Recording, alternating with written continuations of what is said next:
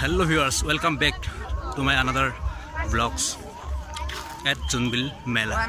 আমি এটা জুনবিল মেলাত গৈ আছো। জুনবিল মেলা কত দুবাৰ ক'ব নালাগে চাগে, ৰাইজে জানে। মধ্য অসমত যদি ভুল হোৱা নাই চাগে মধ্য অসমৰ আটাইতকৈ ডাঙৰ মেলাটো হৈছে জুনবিল মেলা। জাইগুডৰ পৰা প্ৰায় 2-3 কিলোমিটাৰ আমাৰ মৰিগাঁও ৰোডত অলপ ভিতৰত হয়, বেলগুৰি বুলি ঠাইখিনিত হয়। খুব ধুনীয়া, মানুহ পুৰণি এটি গীতলৈ মনত পৰিছে, মানুহ দেখিছোঁ আজি মানুহ। চাই থাকিব হিৰণ্য ব্লগছ।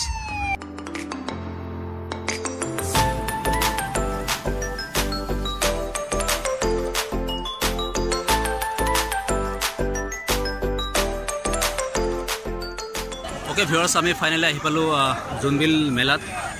খুব ধুনীয়া এক পৰিৱেশ।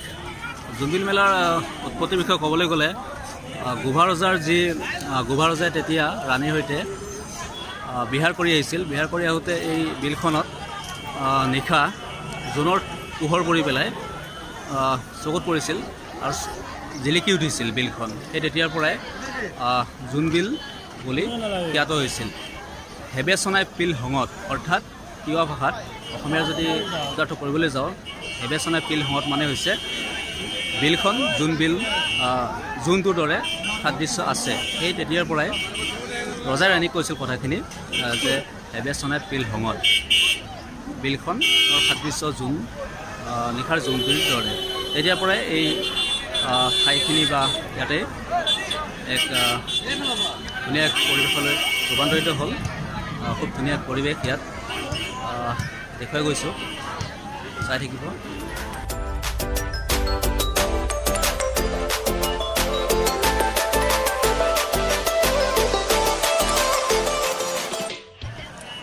অ'কে ভিউৱাৰ্ছ, আমি আহি পালোঁ এতিয়া পাহাৰ আৰু ভৈয়ামৰ মিলন ভূমি, য'ত পাহাৰৰ পৰা খাচী হিলছৰ পৰা বা মেঘালয় কাৰ্বি আংলঙৰ পৰাও আহি পেলাই ইয়াতে বিনিময় প্ৰথা কৰে, য'ত ভাৰতীয় মুদ্ৰা এদিনৰ বাবে বিকল হৈ পৰে।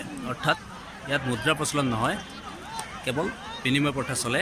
এদিনৰ বাবে ভাৰতীয় মুদ্ৰা বিকল হৈ পৰে। চ' আমি আহি পালোঁ এতিয়া।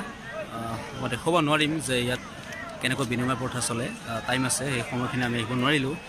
চ' চাওক কি হয়, কিমানটো দেখুৱাব পাৰোঁ। জোনবিলৰ পৰিৱেশ খুব ধুনীয়া, আপোনালোকে আহিব, বেছি দূৰ নহয়, বাৰু দেখুৱাই যাম। ঠিক আছে, থেংক ইউ।